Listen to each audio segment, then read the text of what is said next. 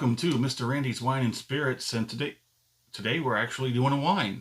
How about that? Mr. Randy's starting to get back into wine, moving away from the spirits and then going back into wine and other types of libations, which is going to include cocktails.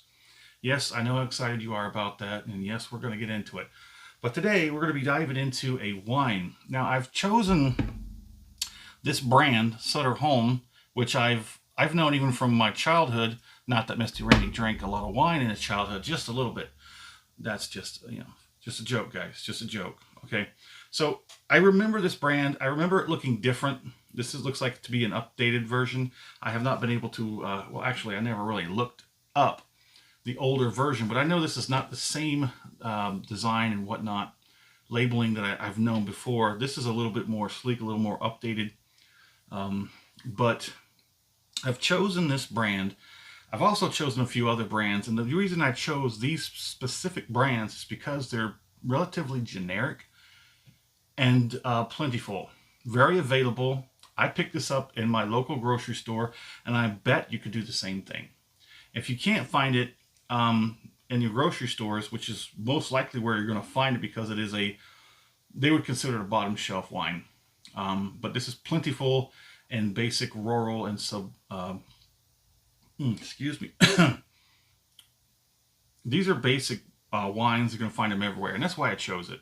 I wanted to be able to bring out something that somebody could go and pick up even when they're getting some groceries. Okay. I'm sorry. I'm a little dried out, but we're going to alleviate that in just a moment. So this is a sweet red. So I chose a sweet red. There's a lot of other variations of varietals that we were going to get into, but I think the sweet red is going to be about kind of your average, more acceptable wines for most people.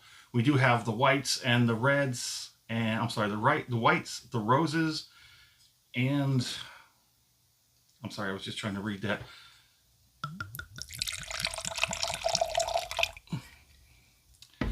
Now, look at this glass. Can we just take a moment for appreciation? This is the sole survivor of Mr. Randy's wine glasses. I used to be really big into wine several years ago, had a bunch of wine glasses and, all that good stuff. And I guess one day when we weren't home, the kids decided they wanted to drink their juice and the fancy glasses like the parents do, and there were casualties. So I managed to hide this one away for the day ever comes when I have another glass of wine. So let's go ahead and get under the nose. So you can see that's not as dark red as a lot of reds out there. This is a blended wine. I had notes. They might be on the other desk. But on the nose, you're getting a lot of that sort of more of the harsh end of the tannins. I can't even talk right today. But it's softened out a bit. Very fruity. I'm pulling off like a sweeter cranberry. I know it's a cherry sort of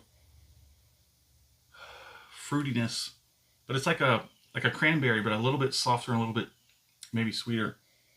Very nice. It's got a very nice, easy nose. And if you don't know much about wine and you're tuning in,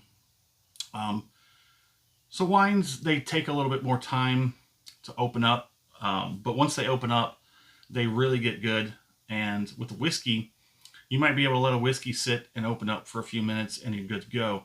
Wines usually need to decant for, anywhere up to 20 to 40 minutes. It really depends on if you got a really old wine, it may take a little bit of time to open up. These younger wines, and heck, even some of these that have been bottled, they might have been sitting for a long time, but these are still considered younger wines because they're not done as, they don't take as long. They don't do the whole several years, 10, 20, 150, 200 years. I seen a 500-year-old wine. I was like, woof. I don't know if I'd want to mess with something like that, but I'm trying to let it open up a little bit before I even mess with it. So if you're new to the channel, hello and welcome. All you returning viewers, how are you liking the wine? Have you tried any wines lately? Let me know. If you're one of my my spirit drinkers, one of my whiskey drinkers, and you also drink wine, what wines do you drink? Let us know in the comments. I can already tell that it's opening up, and that tells me it's definitely a young wine, because it's already taken just a few minutes to sort of open up, mellow out just a little bit. You don't get that initial harshness that I got because I just cracked it open. We had just a pour, and it's already starting to mellow out just a little bit, and I can definitely tell it's got that fine, hard edge off of the nose. If you look at this, I've been sort of swirling it. I don't know if you can really pick them up well or not.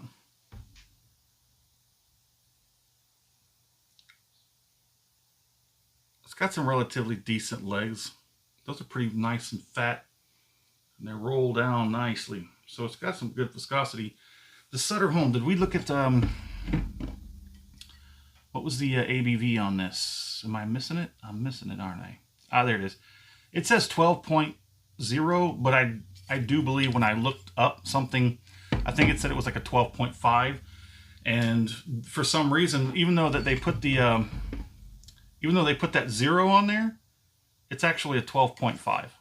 I do believe I looked it up online, and everything I saw online, other people were mentioning and saying that it was a 12.5, even though they only mentioned it to be a 12.0.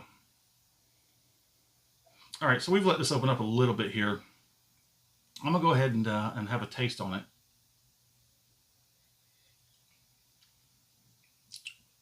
it. So the palate is very easy, very soft, kind of muted. With that nose, I expected a little bit more of the flavor profiles to carry a little bit better. It's very, very light. Viscosity, those legs were telling me there was going to be a little bit something more than this.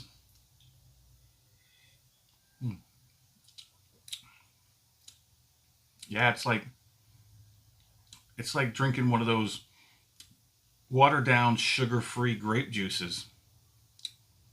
Man. Well, I mean, it is what it is. It's a Sutter Home. It's one of these widely known and readily available wine labels. It's a very young wine. It's only 12%. We're used to what? 80s, up in the 80%. I'm sorry, not 80%, the 40s. Some of you whiskey proof hounds get up into the 60s, 60% ABVs. It's got a very nice nose. I'm saying that's what it is. Let's see if I can't work a finish off a wine.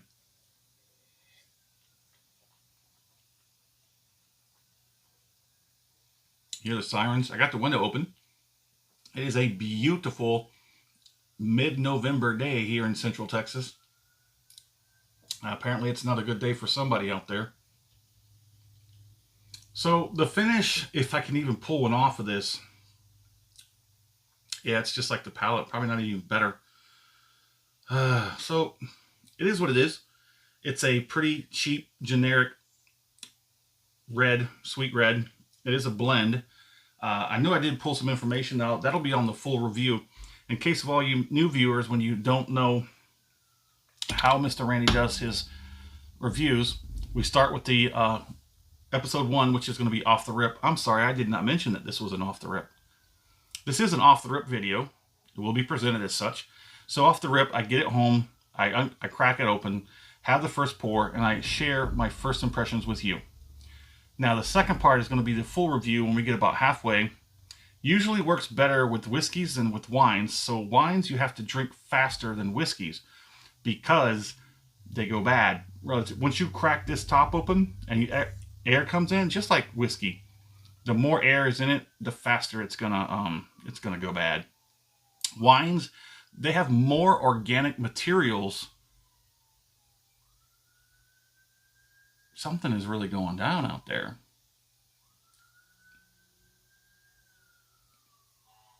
No, there's a fire truck too. Sounds like it's about the next neighborhood over or so. But anyways, there's more organic material compounds in wine that break down faster. And the more oxygen, that's why they say when you got to open it up and you got to decant the wine, you're introducing it to a great amount of oxygen. This helps like make it easier and smoother to drink, but it also has a clock that ticks down a heck of a lot faster than whiskey. So this bottle is going to have to be drank faster, and we're most likely going to see you back here sooner rather than later. That's part 2, where I do a full review, give you as much information as I can possibly drag up and present it to you. Final pour gets down to about here. Now, I'm not too sure about how a final pour is going to go with a wine, because like I said, it's going to have to be relatively quickly. The average wine is said to go bad between 3 and 5 days after it's been decanted or opened up. They do tell you that these should be refrigerated. Mr. Randy likes to drink his wine at room temperature, but that also contributes to how fast this wine is going to go bad. So when you're drinking wine, make sure that you're going to be able either sharing it with a group of friends, or you're going to drink it within a day or 2. They do have devices and stuff that put on the tops, and they vacuum it out, and it helps preserve it for maybe a day or 2 longer. But that is what it is. It's a decaying product, and as soon as you rip that open, the clock is running, and you have like a 2-minute warning. So drink it. So let us know in the comments anything and everything about wine that you'd like to know, or suggestions. And as always, thanks for stopping by here at Mr. Randy's Wine and Spirits. Have a good one.